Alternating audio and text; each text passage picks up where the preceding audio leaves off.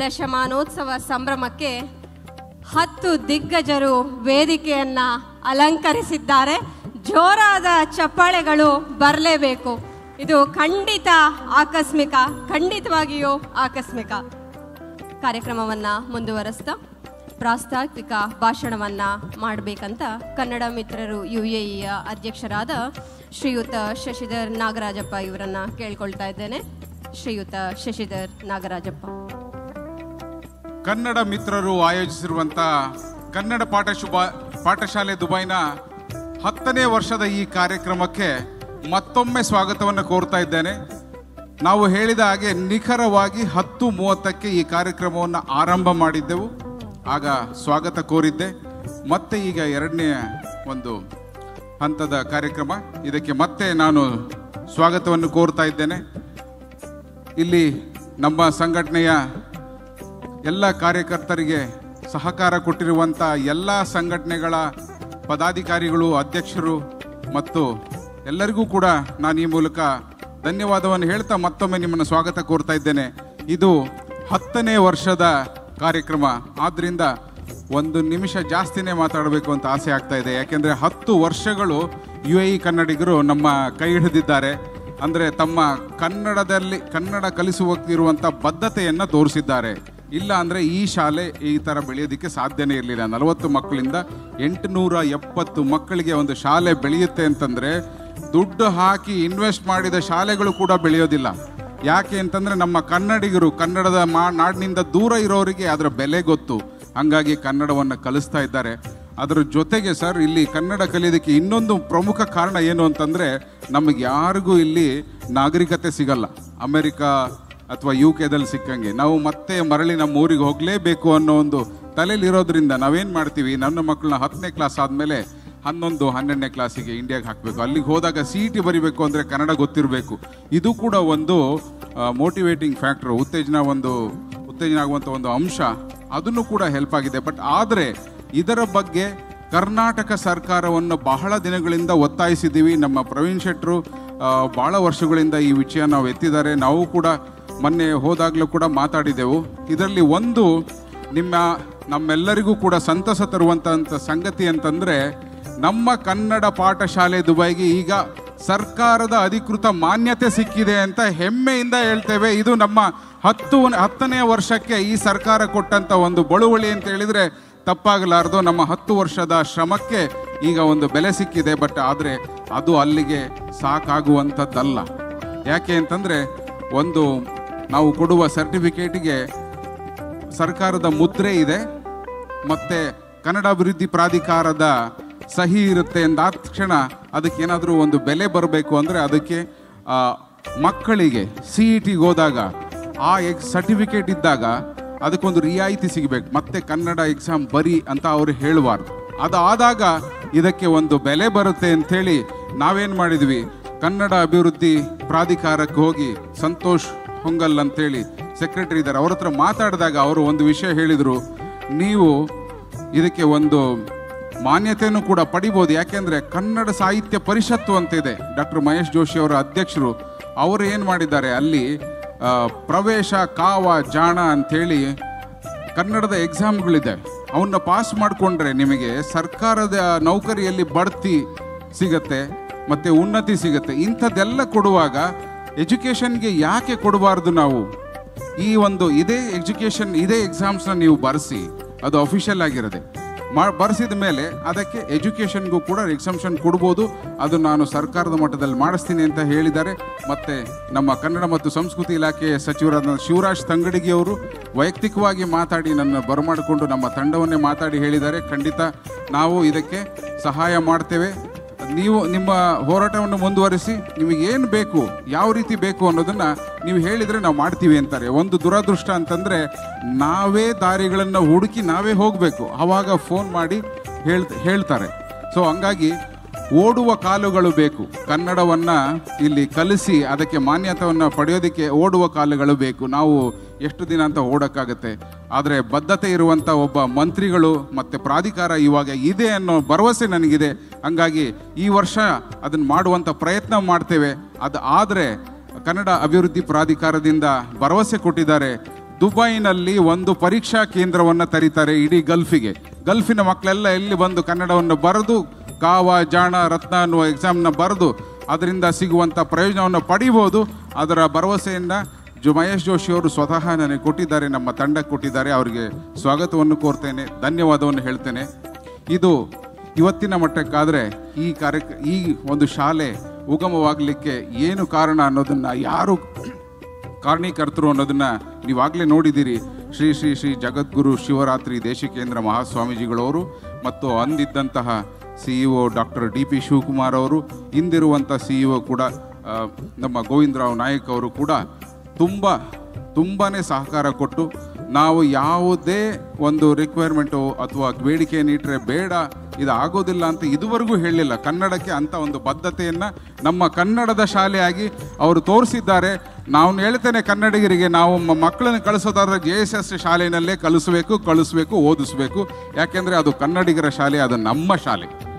ಅದರ ಜೊತೆಗೆ ನಮ್ಮನ್ನು ಕೈ ಹಿಡಿದಿರುವಂಥವರು, ನಾವು ಯಾವಾಗಲೂ ಕೂಡ ನಮ್ಮ ಟೀಚರ್ಸ್ಗಳಿಗೆ ಒಂದು ಗೋಲ್ಡ್ ಕಾಯಿನ್ನ ಕೊಡುವಂಥ ಒಂದು ಪ್ರತೀತಿ ಇದೆ.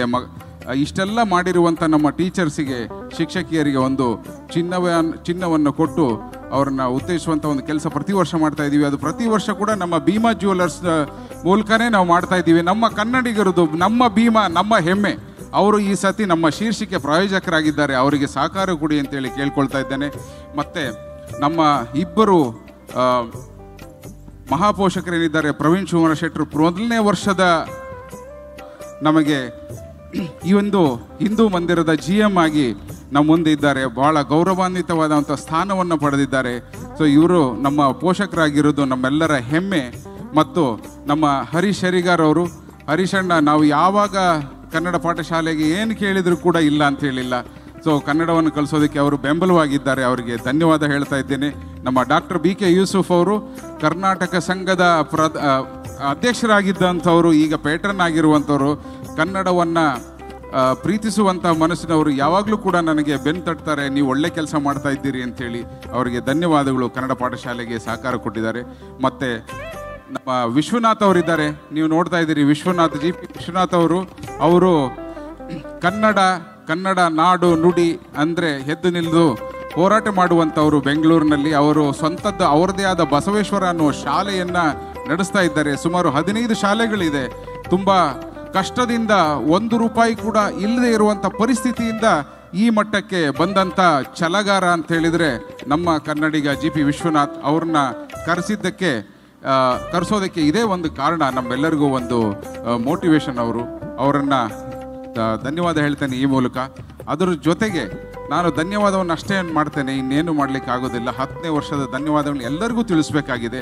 ನಮ್ಮ ಶಾರ್ಜಾ ಕರ್ನಾಟಕ ಸಂಘದ ಅಧ್ಯಕ್ಷರಾದಂಥ ಸತೀಶ್ ಪೂಜಾರಿ ಅವರು ನಮಗೆ ಯಾವಾಗಲೂ ಕೂಡ, ಶಶಣ್ಣ ನೀವೇನಾದರೂ ಮಾಡಿ ನಾನು ಇರ್ತೇನೆ, ಖಂಡಿತ ಅವ್ರ ಕಾರ್ಯಕ್ರಮಕ್ಕೆ ಬರ್ತಾರೆ, ಎಲ್ಲ ಕಡೆಯಿಂದ ಸಪೋರ್ಟನ್ನು ಕೊಡ್ತಾ ಇದ್ದಾರೆ. ಅವರಿಗೆ ಧನ್ಯವಾದಗಳನ್ನ ಹೇಳ್ತಾ ಇದ್ದೀನಿ. 10ನೇ ವರ್ಷದಕ್ಕೆ ನಮಗೆ ಸಹಕಾರ ಕೊಟ್ಟಿದ್ದೀರಿ. ಮತ್ತು ನಮ್ಮೆಲ್ಲರ ಹಿರಿಯಣ್ಣ ಸರ್ವೋತ್ತಮಣ್ಣ ಅವರು ಒಂದು ಮೀಟಿಂಗ್ ಇರೋದ್ರಿಂದ ಇಷ್ಟೊತ್ತು ಇದ್ದು ತೆರಳಿದರು.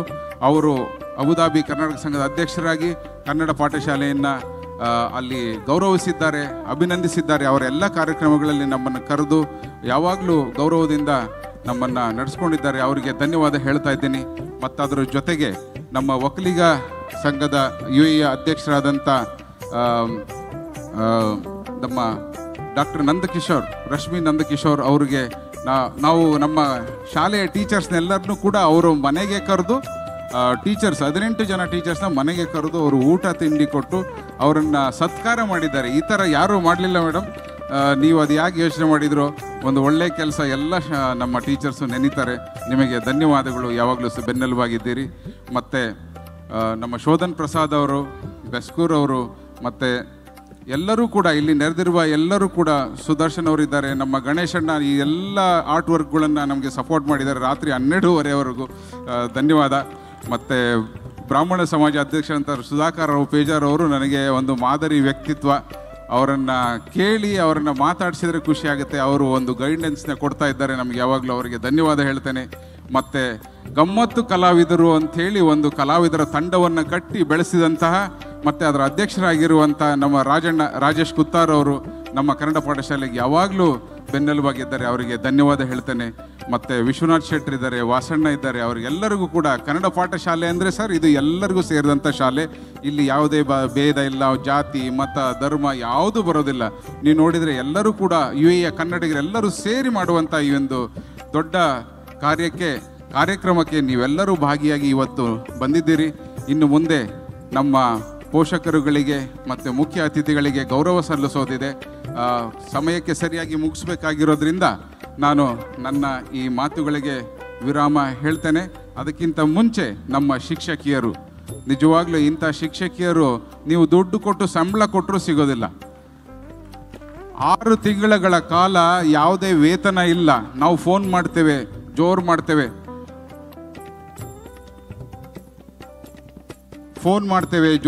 ನೀವು ಯಾಕೆ ಕ್ಲಾಸ್ಗೆ ಬರಲಿಲ್ಲ ಇವತ್ತು, ಯಾಕೆ ಲೇಟ್ ಆಯಿತು ಅಂತ ಪಾಪ ಅವ್ರು ಏನು ಅಂದ್ಕೊಳ್ಳಲ್ಲ, ಆನ್ಸರ್ ಮಾಡ್ತಾರೆ, ಇಲ್ಲ ಅದ್ರ ಬ್ಯಾಕಪ್ ಟೀಚರ್ಸ್ ಕೂಡ ಅರೇಂಜ್ ಮಾಡಿರ್ತಾರೆ.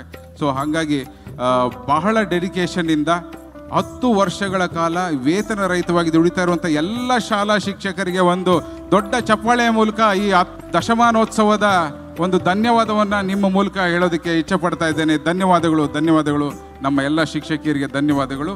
ಮತ್ತು ಗಲ್ಫ್ ಗೆಳತಿಯರು ಮತ್ತು ಗೆಳೆಯರು ತಂಡದಿಂದ ಮೇಘನಾ ಮತ್ತು ಸಾಗರ್ ಅವರು ಇದ್ದಾರೆ, ನಿಮಗೂ ಕೂಡ ಧನ್ಯವಾದಗಳು. ಒಂದು ದೊಡ್ಡ ತಂಡವನ್ನು ಕಟ್ಟಿದ್ದಾರೆ, 3000 ಜನ ಕನ್ನಡಿಗರು ಒಂದು ಗ್ರೂಪ್ನಲ್ಲಿದ್ದಾರೆ.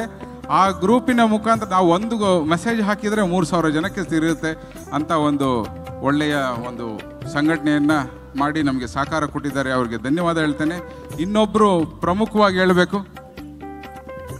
ಪ್ರಮುಖವಾಗಿ ಹೇಳ್ತೇನೆ, ನಮ್ಮ ಊರಿನವರೇ, ನನಗೆ ಭಾಳ ಆತ್ಮೀಯರಾದಂಥವರು, ಈ ಕನ್ನಡ ಪಾಠಶಾಲೆಯ ಒಂದು ಕನಸಿದ್ದಾಗಿನಿಂದನೂ ಕೂಡ ನಮಗೆ ಸಹಾಯ ಮಾಡಿದಂಥವರು, ನನಗೆ ಬೆನ್ನೆಲುಬಾಗಿ ನಿಂತು ನಾನು ಮುನ್ನುಗ್ಗೋದಕ್ಕೆ ಒಂದು ಸ್ಫೂರ್ತಿ ಆಗಿರುವಂಥವರು ಅಂದರೆ ನಮ್ಮ ಸಿದ್ದೇಶ್ ಗೌಡರು ಇಲ್ಲಿದ್ದಾರೆ, ಅವರಿಗೆ, ಮತ್ತು ಸೂಸನ್ ಗೌಡರು, ಅವರು ಕೂಡ ನಮ್ಮ ಕನ್ನಡ ಪಾಠಶಾಲೆಗೆ ಪ್ರತಿ ವರ್ಷವೂ ಕೂಡ ಒಂದು ಎನ್ಕರೇಜ್ಮೆಂಟ್ನ ಕೊಡ್ತಾನೇ ಬಂದಿದ್ದಾರೆ, ನಮ್ಮನ್ನು ಪ್ರೋತ್ಸಾಹಿಸಿದ್ದಾರೆ. ಅವರಿಗೆ ಧನ್ಯವಾದ ಹೇಳೋದಕ್ಕೆ ಇಚ್ಛೆಪಡ್ತೇನೆ. ಮತ್ತು ಇನ್ನೆಲ್ಲರಿಗೂ ಕೂಡ ಈ ಮೂಲಕ ಧನ್ಯವಾದ ಹೇಳೋದಕ್ಕೆ ಇಚ್ಛೆಪಡ್ತಾ ಇದ್ದೇನೆ. ಮತ್ತು ನಿಮ್ಮೆಲ್ಲರೂ ಕೂಡ ನಮ್ಮ ಹರೀಶ್ ಬಂಗ್ಯಾರ್ ಇದ್ದಾರೆ, ನೀವು ನೋಡಿದರೆ ಹೊರಗಡೆ ಬಂದಂಥ ಫೋಟೋ ವಾಲ್ ಏನಿದೆಯಲ್ಲ, ಅದು ಅವರ ಕನಸಿನ ಕೂಸು ಇವತ್ತು ಇಲ್ಲಿ ತಂದಿಟ್ಟಿದ್ದಾರೆ. ತುಂಬ ಚೆನ್ನಾಗಿ ಮಾಡಿಕೊಟ್ಟಿದ್ದಾರೆ. ಹರೀಶಣ್ಣ, ನೀವು ನಮ್ಮ ಸ್ಪಾನ್ಸರ್ ಆಗಿ ಸಹಾಯ ಮಾಡಿದ್ದೀರಿ, ಎಲ್ಲ ನಮ್ಮ ಕಾರ್ಯಗಳಿಗೆ ಹಿಂದಿದ್ದೀರಿ. ನೀವು ಒಳ್ಳೆಯ ಮಾತುಗಳನ್ನ ಕನ್ನಡ ಪಾಠಶಾಲೆ ಬಗ್ಗೆ ಹೇಳಿದ್ದು ನಾನು ಕೇಳಿದ್ದೇನೆ, ನಮಗೆ ತುಂಬ ಧನ್ಯವಾದಗಳು. ಮತ್ತು ನಮ್ಮ UAE ಒಕ್ಕಲಿಗ ಸಂಘದ ಅಧ್ಯಕ್ಷರಾದಂಥ ಕಿರಣ್ ಗೌಡರು ನಮ್ಮ ಜೊತೆ ಇದ್ದಾರೆ. ಒಂದು ಒಳ್ಳೆಯ ನಾಯಕತ್ವದಿಂದ ತಮ್ಮ ಒಂದು ಸಂಘಟನೆಯನ್ನು, ಸಮೂಹವನ್ನು ಮುಂದೂಡಿಕೊಂಡು ಹೋಗ್ತಾ ಇರುವಂಥ ಕಿರಣ್ ಗೌಡ್ರಿಗೆ ಧನ್ಯವಾದಗಳನ್ನ ಹೇಳೋದಕ್ಕೆ ಇಚ್ಛೆಪಡ್ತೇನೆ. ಕನ್ನಡ ಪಾಠಶಾಲೆಗೆ ಯಾವಾಗಲೂ ಹಿಂದಿದ್ದಾರೆ, ಅವರು ಯಾವಾಗಲೂ ಸಪೋರ್ಟ್ ಮಾಡ್ತಾನೆ ಇದ್ದಾರೆ. ನಾನಿದ್ದ ಕಡೆ ಎಲ್ಲರೂ ಕೂಡ ಸಪೋರ್ಟ್ ಮಾಡುವಂಥ ಒಂದು ವ್ಯಕ್ತಿತ್ವ, ಅವರಿಗೆ ಧನ್ಯವಾದಗಳನ್ನ ಹೇಳ್ತೇನೆ. ಬೇಕಲ್ ಅವರಿಗೆ ಧನ್ಯವಾದಗಳನ್ನ ಹೇಳ್ತೇನೆ. ಮತ್ತು ಒಂದು ಸೇ ನೋ ಟು ಡ್ರಗ್ಸ್ ಅಂಥೇಳಿ ಒಂದು ಧ್ಯೇಯವನ್ನು ಇಟ್ಕೊಂಡು ನಮ್ಮ ಇಡೀ ಪ್ರಪಂಚವನ್ನು ಬೈಕ್ನಲ್ಲಿ ಸುತ್ತಾ ಇದ್ದಾರೆ, ಅವರಿಗೆ ಧನ್ಯವಾದ ಹೇಳೋದಕ್ಕೆ ಇಚ್ಛೆಪಡ್ತೇನೆ. ಸರ್, ನಿಮ್ಮ ಈ ಯಶಸ್ವಿ ಆಗಲಿ, ನಿಮ್ಮ ಈ ಒಂದು ಸಾಧನೆ ಅಂಥೇಳಿ. ಮತ್ತು ಇನ್ನೆಲ್ಲರನ್ನೂ ನೆನೆಸ್ಕೊಂಡಿದ್ದೀನಿ ಅಂತ ಕಾಣುತ್ತೆ. 10ನೇ ವರ್ಷದ ಸಂದರ್ಭ, ಎಲ್ಲರನ್ನೂ ನೆನೆಸ್ಕೊಂಡು ಮುಂದಕ್ಕೆ ಕಾರ್ಯಕ್ರಮಕ್ಕೆ ಹೋಗೋಣ. ನಮ್ಮ ಹಿರಿಯಣ್ಣನ ಸಮಾನಾದಂಥ ನಮ್ಮ ಮಲ್ಲಿಕಾರ್ಜುನ ಗೌಡ್ರು ಇದ್ದಾರೆ, ಅವರು ಯಾವಾಗಲೂ ನಮ್ಮ ತಂಡನೇ. ಅವ್ರ ಬಗ್ಗೆ ಮತ್ತೆ ವಿಶೇಷವಾಗಿ ಹೇಳುವಂಥದ್ದೇನಿಲ್ಲ, ಅವರಿಗೆ ಧನ್ಯವಾದಗಳನ್ನ ಹೇಳೋಕ್ಕೆ ಇಷ್ಟಪಡ್ತೇನೆ. ಫ್ರಾಂಕ್ ಫರ್ನಾಂಡಿಸ್ ಅವರಿದ್ದಾರೆ, ನಮ್ಮ ಕನ್ನಡದಲ್ಲಿ ಅಪಾರ ಪಾಂಡಿತ್ಯ ಹೊಂದಿರೋರು. ಅವರು ಕ್ರಿಶ್ಚಿಯನ್ರಾದರೂ ಕೂಡ ಶ್ಲೋಕಗಳನ್ನು ಬಹಳ ಚೆನ್ನಾಗಿ ಹೇಳ್ತಾರೆ. ನೀವೊಂದು ಕಾರ್ಯಕ್ರಮದಲ್ಲಿ ನೀವು ನೋಡಬೇಕು ಅದನ್ನು. ಅವರು ನಮ್ಮ ಕನ್ನಡ ಶಾಲೆಗೆ ಬೆನ್ನೆಲುಬಾಗಿದ್ದಾರೆ, ಅವರಿಗೆ ಧನ್ಯವಾದ ಹೇಳೋದಕ್ಕೆ ಇಚ್ಛೆಪಡ್ತೇನೆ. ನಿಮ್ಮೆಲ್ಲರಿಗೂ ಸ್ವಾಗತ, ಎಲ್ಲರಿಗೂ ಸ್ವಾಗತ. ಇಷ್ಟು ಹೇಳಿ ನನ್ನ ಮಾತುಗಳನ್ನ ಮುಗಿಸ್ತಾ ಇದ್ದೇನೆ. ಮುಂದಿನ ಕಾರ್ಯಕ್ರಮಕ್ಕೆ ಹೋಗೋಣ. ಪ್ರಾಸ್ತಾವಿಕ ಭಾಷಣವನ್ನ ಮಾಡಿದ ಶ್ರೀಯುತ ಶಶಿಧರ್ ನಾಗರಾಜಪ್ಪರವರಿಗೆ ಧನ್ಯವಾದಗಳು. ಖಂಡಿತ ನಾಯಕ ಅಂದರೆ ಹೇಗಿರಬೇಕು ಅಂದರೆ, ನೀವು ಬಹುಶಃ ಗಮನಿಸಿದ್ರೋ ಇಲ್ವೋ ಗೊತ್ತಿಲ್ಲ, ಒಬ್ಬೊಬ್ಬರನ್ನು ಆರಿಸಿ ಆರಿಸಿ ಎಲ್ಲರಿಗೂ ಅವ್ರು ಮಾಡಿದ ಕನ್ನಡ ಸೇವೆಯನ್ನು ಅವರು ನೆನೆಸ್ಕೊಂಡು ಅವರಿಗೆ ಧನ್ಯವಾದನ ಹೇಳಿದರು. ಖಂಡಿತವಾಗಿಯೂ ಇವರ ನಾಯಕತ್ವದಲ್ಲಿ ಕನ್ನಡ ಪಾಠಶಾಲೆ ಇನ್ನಷ್ಟು ಉತ್ತುಂಗಕ್ಕೆ ಏರುತ್ತೆ. ಅದಕ್ಕೆಲ್ಲ ನಿಮ್ಮ ಸಹಕಾರ ಬೇಕು ಅಂತ ಕೇಳ್ತಾ ಶಶಿಧರ್ ನಾಗರಾಜಪ್ಪರವರಿಗೆ ಧನ್ಯವಾದಗಳನ್ನು ಅರ್ಪಿಸ್ತಾ ಇದ್ದೇನೆ.